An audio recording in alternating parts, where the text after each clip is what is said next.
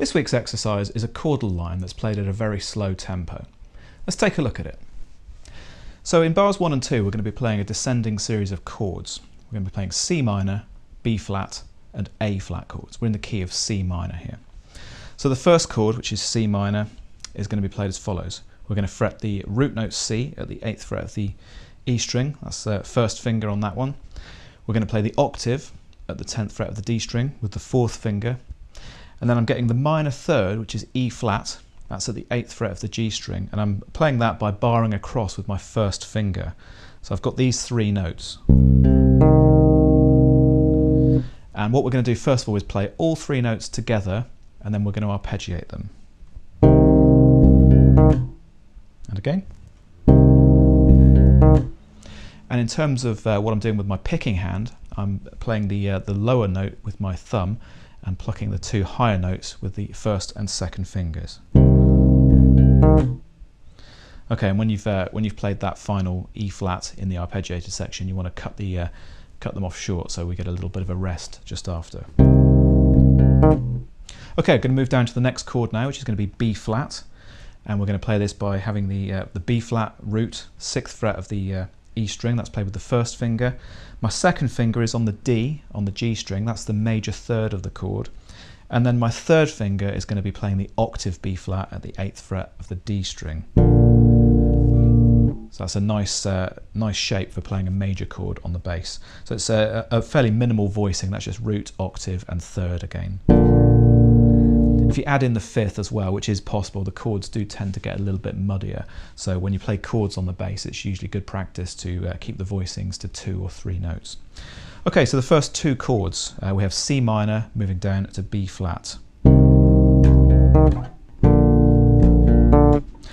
then going to take that B flat shape and move it down to A flat and do exactly the same.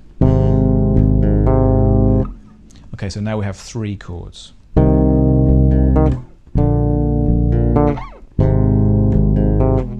Okay, we're going to finish off the second bar with a fill, and this is implying an E flat chord. So we're going to be playing an E flat at the 6th fret of the A string to a D, a fret lower, and then back to the E flat. And when you do the D onto the E flat, you want to play that as a hammer-on.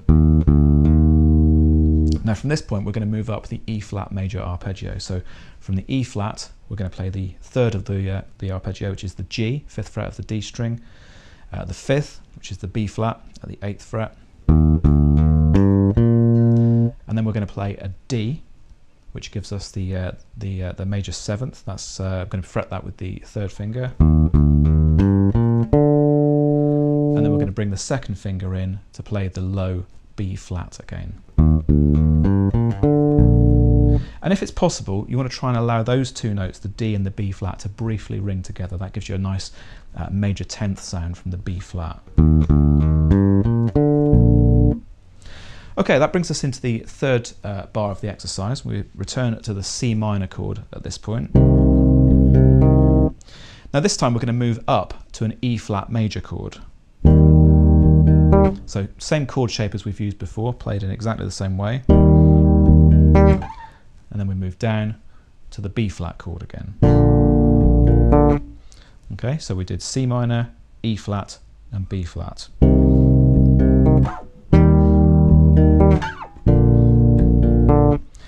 And to complete this exercise there's just another E flat based fill at the end.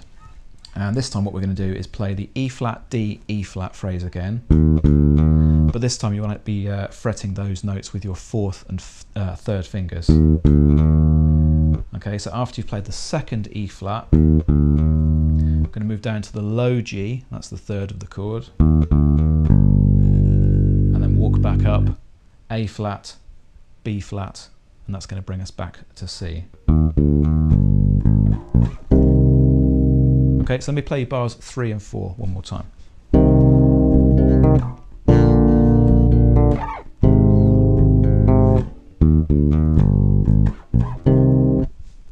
Okay, and that brings us to the end of the exercise. Okay guys, I hope you've enjoyed the latest instalment in my Bass Lick of the Week series.